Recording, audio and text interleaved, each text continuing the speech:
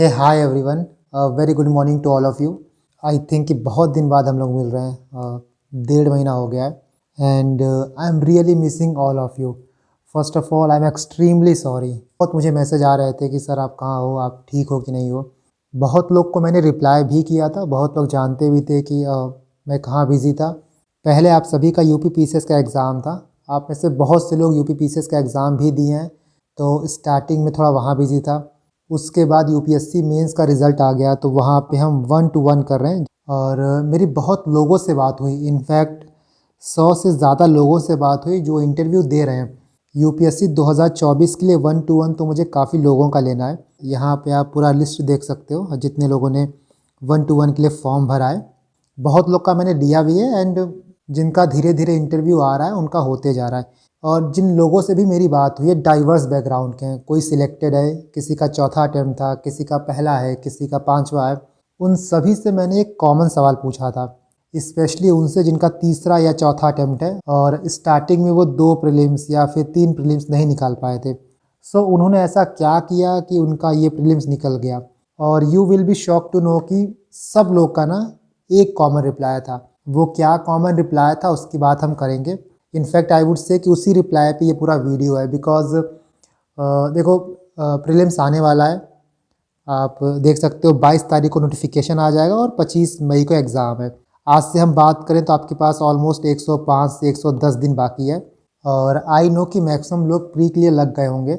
In fact if I am correct तो मुझे लगता है कि बहुत लोग दिसंबर नवंबर से ही प्री के लिए लग गए हैं। इसके बावजूद भी मुझे पता है कि आप में से बहुत से लोग हैं जो बहुत मेहनत करते हैं, लेकिन मेहनत उनका सिर्फ गलत रास्ते पे होता है और इसीलिए आपकी मेहनत का आपको रिज़ल्ट नहीं मिलता है। देखो मैंने आपसे कई बार पहले भी ये बात बोली है, आज भी ये बात बोल रहा हूँ कि अगर आप वही गलती करते रहोगे, वही काम करते रहोगे जो लास्ट ईयर किए थे, तो आपको लास्ट ईयर वाला ही रिज़ल्ट मिलेगा। और ये बात आप अपने जहन में बैठा लो कि इस बार का प्रीलिम्स पिछले बार से भी टफ़ होगा और आप एक्सपेक्ट भी नहीं कर सकते हो कि प्रीलिम्स ईजी होगा। बट बच्चे पहले भी निकाले थे, इस बार भी निकालेंगे। तो देखो प्रीलिम्स ना day by day, year by year बिल्कुल अनएक्सपेक्टेड होते जाएगा। पर क्या उसके लिए आप बिल्कुल अनएक्सपेक्टेड चीज़ पढ़ पाओगे? नहीं पढ़ पाओगे। और इसी फोमो का ना आप देखोगे तो कोचिंग वाले भरपूर फ़ायदा उठा रहे हैं and this is the reason कि अक्टूबर नवंबर के टाइम पे ही प्री का कोर्स निकल गया था। पहले नॉर्मली हम पढ़ाई प्री की जनवरी से करते थे, बट इस साल आपने नोटिस किया होगा कि अक्टूबर या फिर नवंबर से ही लोग प्री की पढ़ाई करने लगे। उसके बावजूद भी बहुत लोग वही गलती कर रहे हैं जो लास्ट ईयर किए थे। मैं मोटी मोटी बात करूं तो देखो, जैसे आप लास्ट ईयर का पेपर उठाओगे, कुछ सेक्शंस आपको मिलेगा, कुछ टॉपिक्स आपको मिलेगा। जैसे हम पॉलिटी की बात करते हैं, जैसे हम हिस्ट्री की बात करते हैं, जैसे हम ज्योग्राफी की बात करते हैं। हर एक टॉपिक में कुछ सेक्शंस ऐसे होते हैं जो बहुत टफ होते हैं और हर साल कुछ ना कुछ क्वेश्चंस ऐसे आएंगे भी जिनको आप कभी भी नहीं सॉल्व कर पाओगे, चाहे आप कितना रिसोर्स उठा लो। इनफैक्ट आप कोचिंग वालों को देखो तो उनके पास पूरा टाइम होता है, पूरा रिसोर्स होता है, पूरा इंटरनेट होता है, उसके बाद भी वो करेक्ट आंसर नहीं दे पाते हैं।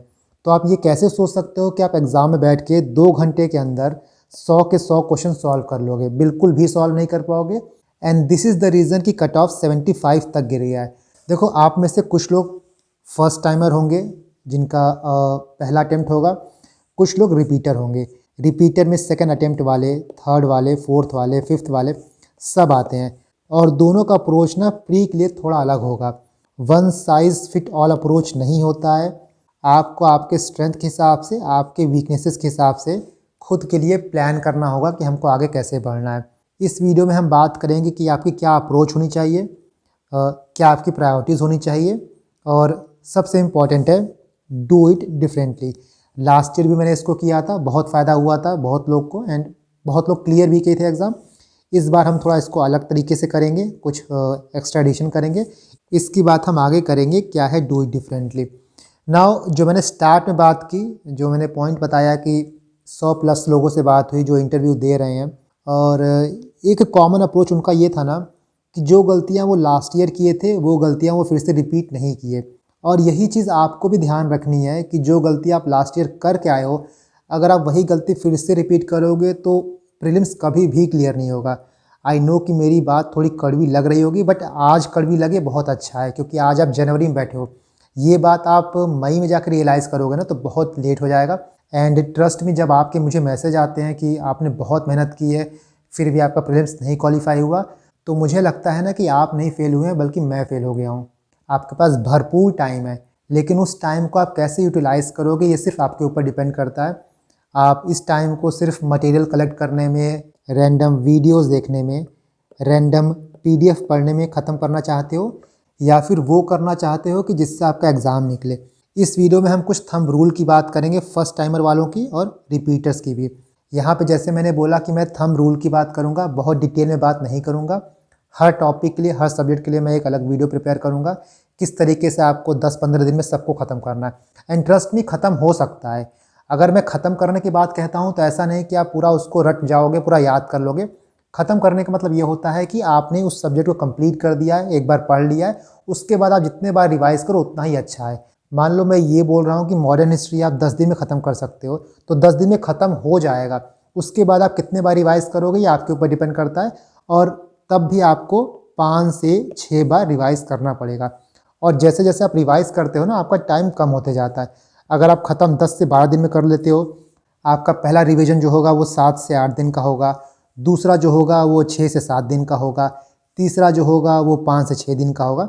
ऐसे करते करते जब आप सब्सिक्वेंट रिवीजन करते जाते हो तो चीज़ें आपको याद भी होती जाती हैं। एंड जो हम बात करते हैं ना कि हम पढ़े रहते हैं बट एग्ज़ाम में क्वेश्चन सॉल्व नहीं करते, वो चीज़ भी रेक्टिफाई होती है। Because ultimately this is the game of memory. आप कितना याद रख पाते हो और जो चीज़ आप पढ़े हो उसको कैसे अप्लाई कर पाते हो, सारा खेल बस इसी का है। इसीलिए जो रिवीजन वाला पार्ट है ना, वो सबसे इम्पॉर्टेंट है। एंड उसी के लिए मैंने बोला है कि डू इट डिफरेंटली। कैसे डिफरेंटली करना है हम इसकी आगे बात करेंगे। आगे बढ़ने से पहले आप इस क्वेश्चन को देखो। मैं बार बार ये बोल रहा हूँ कि बहुत लोग आप में से ऐसे होंगे जो हो सकता है 2-3 महीने से तैयारी कर रहे हो, और बहुत से लोग ऐसे भी होंगे जिनका ये हो सकता है दूसरा अटेम्प्ट हो, तीसरा अटेम्प्ट हो, चौथा अटेम्प्ट हो। तो ये क्वेश्चन आपके लिए ना एक तरीके से रियलिटी चेक का काम करेगा। जो स्टार्ट में मैंने बोला कि आप तैयारी तो कर रहे हो बट फिर से वही गलती रिपीट करोगे तो फिर से आपको वही रिजल्ट मिलेगा। इस क्वेश्चन को आप पढ़ो, वीडियो पॉज करो और कमेंट करना, बिना आंसर देखे प्लीज़ कमेंट करना कि आपने इसका आंसर क्या लगाया है। मैं भी आपको आंसर बताऊंगा, but I would request each and every one of you कि आप इसका आंसर कमेंट करना जो आपको पढ़ के लगता है कि इसका आंसर होगा। नाउ क्वेश्चन क्या है, reasonable restriction to freedom of speech and expression is are. इनमें से कौन सा रीजनेबल रेस्ट्रिक्शन है for freedom of speech and expression? Only 1, only 2, only 3 या ऑल 4? नाउ इसका आंसर क्या है? इसका आंसर है ओनली 3। यहाँ पे ये गलत है, बाकी ये सही है, ये सही है, ये सही है। Actually reasonable restriction freedom of speech and expression के लिए पब्लिक सेफ्टी नहीं होता, ये होता है पब्लिक ऑर्डर। यहाँ पे आप देखो, ये आपका freedom of speech and expression है। क्या क्या रीजनेबल रेस्ट्रिक्शन है? Sovereignty and integrity of India, security of state, friendly relation with foreign state, public order, decency, morality, in relation to contempt of court, defamation, incitement to an offence. So ये गलत हो गया, ये सही है decency, defamation, morality. You can see decency, defamation and morality. तो इसका सही आंसर क्या था? ओनली 3। आई नो कि आप में से काफ़ी लोगों ने इसको सही किया होगा बट बहुत लोगों ने गलत भी किया होगा। तो यह आपके लिए एक तरीके से रियलिटी चेक है कि जो चीज़ें आप पढ़े हो, कई बार पढ़े हो, उसके बाद भी वहाँ से आप चीज़ें गलत कर रहे हो। ये तो बहुत इजी क्वेश्चन है, इससे आप 2x, 3x, 4x समझो जो एग्ज़ाम में आने वाला है। जब आपके पास टाइम का प्रेशर होता है, जब आपके पास अटेम्प्ट का प्रेशर होता है, मेरा ये अटेम्प्ट ख़राब हो जाएगा, एक क्वेश्चन में गलत हो जाएगा, तो उस प्रेशर कंडीशन में जो ईजी क्वेश्चन होता है ना, वो भी टफ लगने लगता है। इस क्वेश्चन से मैं ये बताना चाहता हूँ कि हम कई बार बिल्कुल एग्जॉटिक रिसोर्स के पीछे भागते हैं कि ये क्वेश्चन उस रिसोर्स से मिल जाए, ये क्वेश्चन वहाँ से मिल जाए, बट हमारे जो सामने होता है ना, हम उसको इग्नोर कर देते हैं। नाउ हम फर्स्ट टाइमर की बात करते हैं। सबसे पहले मैंने थंब रूल की बात की। ये डिटेल वीडियो नहीं है, मैंने पहले बताया हर टॉपिक के लिए, फॉर एग्जांपल मॉडर्न के लिए, इकोनॉमी के लिए, एनवायरनमेंट के लिए, साइंस एंड टेक के लिए, मैं सबके लिए एक सेपरेट वीडियो लाऊंगा कैसे आपको प्रिपेयर करना है, क्या करना है, और डू इट डिफरेंटली की जो बात मैंने की है उसको कैसे करना है, बेसिकली रिविजन कैसे करना है। नाउ फर्स्ट टाइमर को थंब रूल क्या पकड़ के चलना है? सबसे पहले स्टैटिक रिसोर्स को उनको मास्टर करना है। जो भी स्टैटिक रिसोर्स है, हर सब्जेक्ट के लिए सिर्फ एक रिसोर्स पकड़ो, मल्टीपल रिसोर्स की तरफ नहीं जाना है। प्लीज़ मेक श्योर कि मल्टीपल रिसोर्स की तरफ आपको नहीं जाना है। फॉर एग्जांपल पॉलिटी की बात करो तो सिर्फ एक बुक पकड़ो, वो बुक हो जाए उसमें से क्वेश्चन बिल्कुल गलत ना करो, उसके बाद ही कुछ और देखना। ऐसा नहीं कि थोड़ा सा ये पढ़ लो, थोड़ा सा ये पढ़ लो। फिर से मैं रिपीट कर रहा हूँ कि 1 बुक पर सब्जेक्ट। हो सकता है कुछ सब्जेक्ट ऐसा हो जहाँ पे आपको कुछ एक्स्ट्रा बुक रेफ़र करना पड़े, पर वहाँ पे आपको एक्स्ट्रा बुक रेफ़र नहीं करना होता है, एक्स्ट्रा चैप्टर रेफ़र करना होता है। फॉर एग्जांपल आपका एक बेसिक रिसोर्स है, उसको अच्छे से पढ़ लो। बाकी मान लो आपके उस रिसोर्स में कोई चैप्टर अच्छे से नहीं दिया है, किसी और बुक में अच्छे से दिया है, तो उस चैप्टर को सिर्फ उस बुक से पढ़ लो, रादर देन कि आप इस बुक को भी पढ़ो, उस बुक को भी पढ़ो, ना ये कंप्लीट हो ना वो कंप्लीट हो, right. So always make sure कि जो आपका बेस है वो बहुत स्ट्रांग होना चाहिए, तभी आप उस पर बिल्डिंग बना पाओगे। नहीं तो जो आपका नींव बहुत कमज़ोर रहेगा तो बहुत दूर तक आप नहीं जा पाओगे। And this is the reason कि लोग 2 बार 3 बार 4 बार प्री दे के भी क्वालिफाई नहीं कर पाते, क्योंकि वो एक बार भी अपना अच्छे से बेस नहीं बनाए रहते हैं।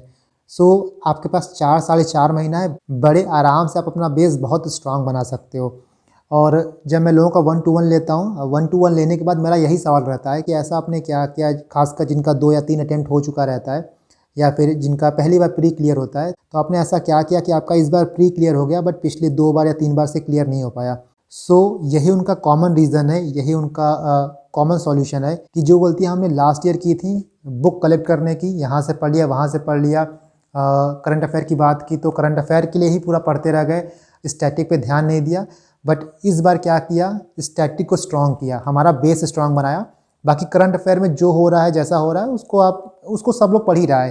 करंट अफेयर में आप एक लेवल के बाद ऊपर जा ही नहीं सकते, चाहे कितना भी पढ़ लो। सो आपका प्रीलिम्स सिर्फ स्टैटिक ही निकालेगा, इसीलिए आपको स्टैटिक को सबसे ज़्यादा स्ट्रॉन्ग करना है। नाउ स्टैटिक रिसोर्स में आपको हर एक सब्जेक्ट पढ़ना है, इस पर आप स्टार बना लो कि आपको हर एक सब्जेक्ट कवर करना है। बहुत लोग एंशिएंट छोड़ देते हैं, बहुत लोग मिडिवल छोड़ देते हैं, बट आप देख रहे हो ना कि एंशिएंट मिडिवल से कितना ज़्यादा क्वेश्चन आ रहा है। पिछले 2-3 सालों से एंशिएंट मिडिवल जो है वो सरपास कर गया है मॉडर्न को। तो अब वो टाइम नहीं है कि आप एंशिएंट मिडिवल को इग्नोर कर पाओगे।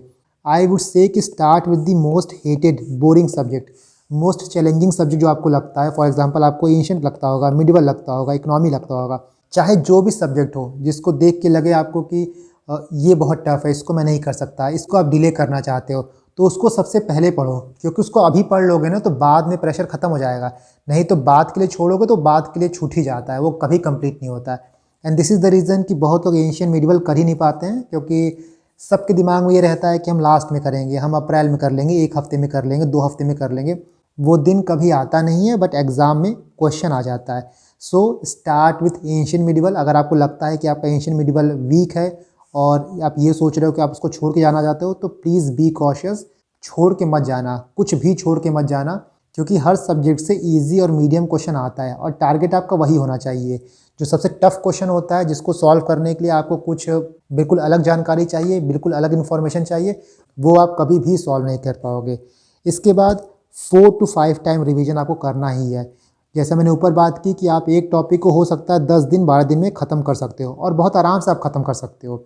अगर मैं पॉलिटी की बात करूं तो लक्ष्मीकांत 15 दिन में बहुत आराम से ख़त्म हो सकता है। And if you are not completing Laxmikanth in 15 days, that means कि आप उसको गलत तरीके से पढ़ रहे हो। दैट मीन्स कि you don't know how to study Laxmikanth based on PYQs। आप फंडामेंटल राइट को पॉलिटिकल पार्टी के चैप्टर जितना इंपॉर्टेंस नहीं दोगे। तो आपको थोड़ा देख के पढ़ना होगा कि मैं क्या पढ़ रहा हूँ और एग्ज़ाम में क्या आ रहा है। और रिवीजन के लिए आपको क्या करना है, एक्टिव रिकॉलिंग शीट, इसी को मैं बोलता हूँ डू इट डिफरेंटली, DID।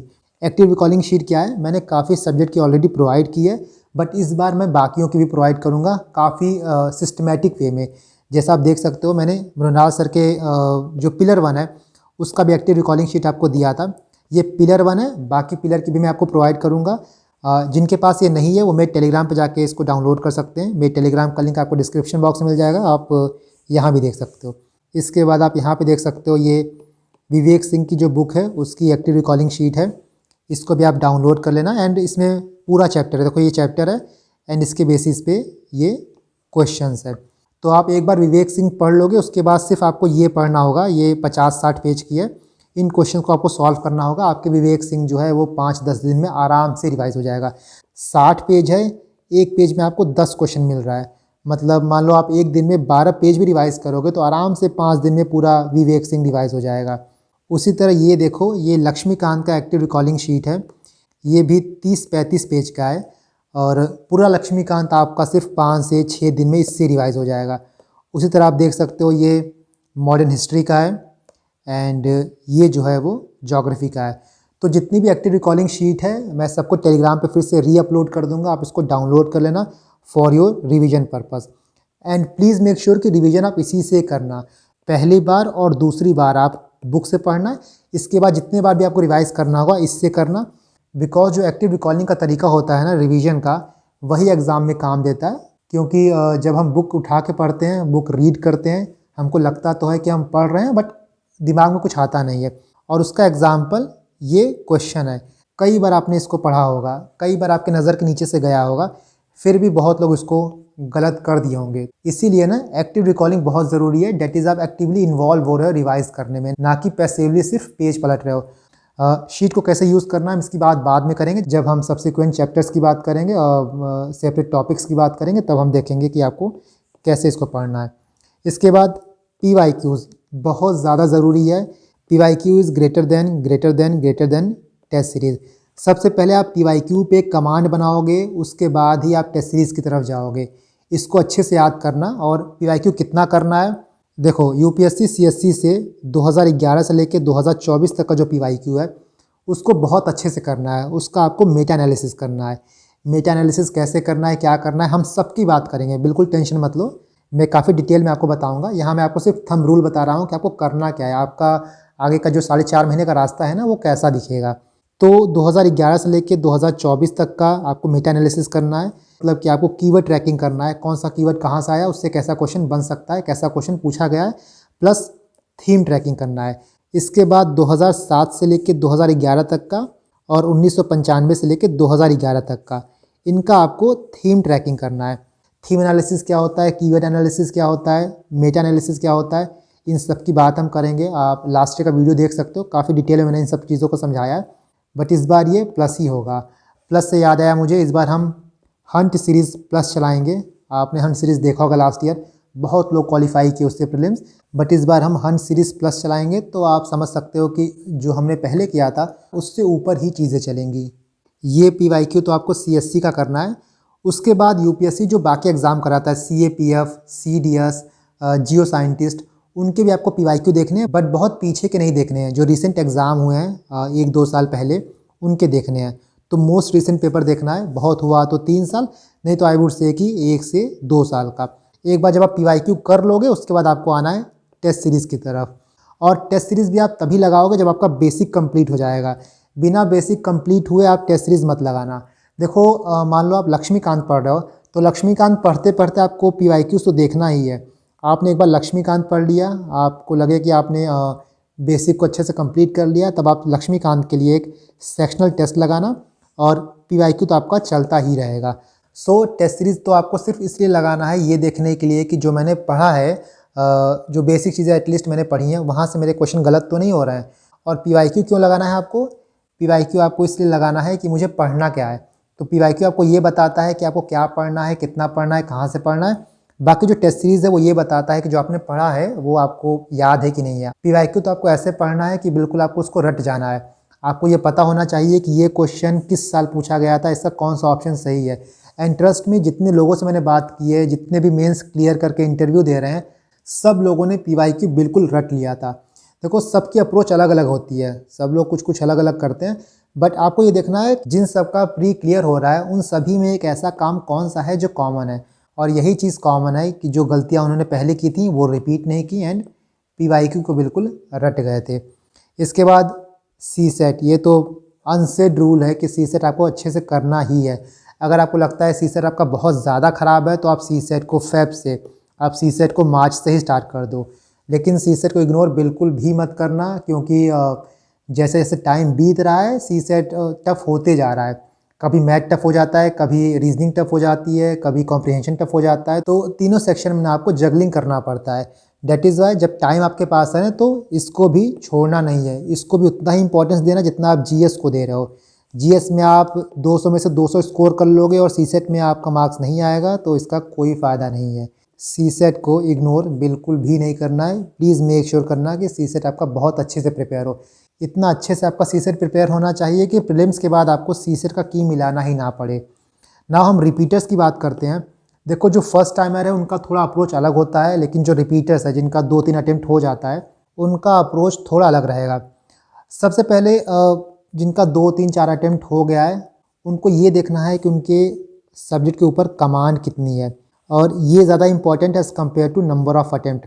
हो सकता है आपका अटेम्प्ट 4 हो गया, हो सकता है आपका अटेम्प्ट 5 हो गया हो, बट पॉलिटी का बेसिक क्वेश्चन गलत कर रहे हो। डैट मीन्स आपको जो फाउंडेशन है ना वो बहुत वीक है। तो जो रिपीटर्स हैं सबसे पहले उनको ये एनालाइज करना है कि लास्ट ईयर उनकी गलतियाँ कहाँ हुई थी। देखो कुछ क्वेश्चन तो ऐसे थे लास्ट ईयर जो किसी से नहीं हो सकते थे, जो बहुत टफ थे, ठीक है उनको आप छोड़ दो। लेकिन उसके अलावा जो बाकी क्वेश्चन हैं जो आपको लगता है कि ये मुझसे हो सकता था, वो क्वेश्चन आप गलत क्यों किए। अपनी पिछली परफॉर्मेंस को आप एनालाइज नहीं कर पाओगे तो आप ये नहीं समझ पाओगे कि मेरी गलती कहाँ हुई, मेरा वीक स्पॉट कहाँ था और मुझे कहाँ काम करना है। ये गलती बिल्कुल भी नहीं करनी है। आप 1 हफ्ता दो, आप 10 दिन दो, 15 दिन दो, बट एनालाइज करो कि लास्ट पेपर में, लास्ट ईयर में क्या गलतियाँ आपसे हुई थी, और उन गलतियों को आप नोट डाउन करो, पेपर में लिखो कि मुझसे पॉलिटी में ये क्वेश्चन गलत हो गया था, ये गलत नहीं होना चाहिए था, मैं एंशिएंट हिस्ट्री पढ़ के नहीं गया था, मैं इकॉनमी का ये क्वेश्चन गलत कर दिया था, मुझसे ये सिली मिस्टेक हो गई थी, मेरा ये पोर्शन वीक है, मेरा हिस्ट्री वीक है, मेरा इकॉनमी जो है वो वीकर सेक्शन है। तो जो आपका वीक पॉइंट है आप उसको आइडेंटिफाई करो, उसी पे काम करना है आपको 4 महीने। कैसे काम करना है ना, हम ये देखते हैं। देखो जिनका 2-3-4 अटेम्प्ट हो गया है, आई गेस कि उनका PYQ पे कमांड काफ़ी अच्छा होगा। अगर आपका PYQ पे कमांड अच्छा नहीं है तो सबसे पहले आपको PYQ पे अपना कमांड बनाना है। कमांड कैसे बनाना है हमने ऊपर बात कर ली, वही meta analysis, keyword tracking, theme tracking, ये आपको करना है। और मान लो आपका PYQ बहुत अच्छे से तैयार है तो आप क्या करोगे ना, आप टेस्ट सीरीज सॉल्व करोगे। सबसे पहले टॉपिक को आप रिवाइज करोगे, जो भी आपका वीक टॉपिक है यहाँ पे आप ना सबसे पहले वीक टॉपिक से स्टार्ट करना। नॉर्मली हमारी टेंडेंसी क्या होती है कि जो हमको अच्छा लगता है, जो पढ़ने में हमको थोड़ा सा इजी लगता है, जिसमें हमारा इंटरेस्ट आता है, हम उसी से स्टार्ट करते हैं एंड उसी को पढ़ते रहते हैं। जो टफ होता है, जो हमारा वीक एरिया होता है, उसको डिले करते जाते हैं, लास्टली वही हमको कॉस्ट करता है। तो सबसे पहले जो आपका वीक एरिया है, जो आपको लगता है कि इसको स्ट्रॉन्ग होना चाहिए था और इससे आपके क्वेश्चन गलत हुए हैं, उसको आप रिवाइज करोगे, उसको प्रैक्टिस करोगे और उसका आप टेस्ट दोगे। यही आप रिपीट करते रहोगे, रिवाइज, प्रैक्टिस, टेस्ट। आपने एंशिएंट पढ़ा, एंशिएंट को आप रिवाइज करोगे, प्रैक्टिस करोगे PYQ से, बाकी आप टेस्ट दोगे। ये आप करते रहोगे और ये चीज़ करोगे ना तो जो गलतियाँ आप लास्ट ईयर किए थे वो नहीं होगा। 2-3 चीज़ें आप अपने दिमाग में बिल्कुल डाल लो। सबसे पहली चीज़ ये मान के चलना कि 2025 का जो पेपर है वो 2024 से भी टफ आएगा। ये अपने दिमाग में आप बिल्कुल डाल लो कि पेपर ईजी नहीं आने वाला है। दूसरी चीज़ ये कि जो गलतियाँ आपने लास्ट ईयर की थी उसको आपको रिपीट नहीं करना है। आपको बुक के पीछे, वीडियो के पीछे, PDF के पीछे नहीं भागना है, कोर्स के पीछे नहीं भागना है। हर दूसरी जगह आपको कोई ना कोई कोर्स मिल जाएगा। मल्टीपल कोर्स में आप एनरोल हो भी जाओगे लेकिन उसका फ़ायदा नहीं होगा अगर आप पढ़ोगे नहीं, आप अपनी गलतियों पे काम नहीं करोगे। तो जो आपकी गलतियाँ हैं, जो आपकी वीकनेसेस हैं, वो सिर्फ आप आइडेंटिफाई कर सकते हो। आपके लिए कोई और आइडेंटिफाई नहीं करेगा। आप दूसरों से पूछ सकते हो कि मैं यहाँ कैसे प्लान करूँ, मैं इसको कैसे प्लान करूँ, मैं कैसे रिवाइज़ करूँ, मैं क्या प्रायोरिटी एरिया रखूँ, वो आपको बता सकता है। उसको बताने के लिए मैं हूँ, मैं बिल्कुल आपके साथ हूँ। बट अपनी कमियों को आपको आइडेंटिफाई करना होगा। जब आप कमियों को आइडेंटिफाई कर लोगे तभी हम उस पर काम कर पाएंगे। आप कमियाँ आइडेंटिफाई करो, मुझे बताओ कि कहाँ गलतियाँ हो रही हैं, किसको कैसे करना है, ठीक। I am there for you. But सबसे पहले आप अपनी कमी तो आइडेंटिफाई करो ना। हमें कमियाँ पता चलेंगी तभी तो हम उस पर काम कर पाएंगे। आई रियली विश कि आप इस बार प्रीलिम्स क्लियर करो, अपना मेंस क्लियर करो और मैं UPSC इंटरव्यू के लिए आपका भी 1-to-1 सेशन लूँ। I really want to see you all succeed in your life. हम प्रॉपरली बात करेंगे, हम हर एक सब्जेक्ट की बात करेंगे आगे आने वाली वीडियो में। बट यहाँ जो मैंने थंब रूल बताया है ना, फर्स्ट टाइमर के लिए और रिपीटर के लिए, उनको ध्यान रखना, फिर से ये गलती नहीं करनी है, नहीं तो रास्ता आगे बहुत मुश्किल हो जाएगा। ठीक है, I am there for you, I am always there for you. 1-2 दिन में मैं आपको एक टेंटेटिव शेड्यूल दूंगा कि किस तरीके से आप चीज़ों को प्लान कर सकते हो। देखो वो टेंटेटिव शेड्यूल रहेगा। मैंने स्टार्टिंग में बोला कि one size fit all approach नहीं होता है, बट मैं आपको एक टेंटेटिव शेड्यूल दे दूंगा एंड उसके हिसाब से आप उसमें ट्विक कर सकते हो। अगर आपको लगता है कि आपको पहले ये पढ़ना है तो आप वो पढ़ना, आपको लगता है कि यहाँ पे PIQ की जगह मुझे टेस्ट सीरीज़ लगाना है तो आप वो लगाना। बट टेंटेटिव शेड्यूल होने से आपका काम थोड़ा ईजी हो जाता है कि मुझे कैसे चार्ट आउट करना है, कैसे रिवीजन प्लान करना है एंड किस टॉपिक को पहले प्रायोरिटी देनी है। ठीक है, तो see you in the next video and all the very best. और बहुत मेहनत करो, ये 4-4.5 महीना जो आपके हाथ में है ना, सब कुछ झोंक दो इसमें। जैसा मैंने आपको स्टार्ट में बोला था कि जब मुझे मैसेज ये आते हैं कि सर मैंने बहुत मेहनत की है बट फिर भी मेरा नहीं हुआ, मैं घर पे बता नहीं पा रहा हूँ, कैसे बताऊँ। ट्रस्ट मी, ये बात सुन के बिल्कुल ऐसा लगता है कि आप फेल नहीं हुए हैं, मैं फेल हो गया हूँ। और इस बार ना आपको फेल होना है और ना आपको मुझे फेल होने देना है। ठीक है, चलो, ऑल द बेस्ट।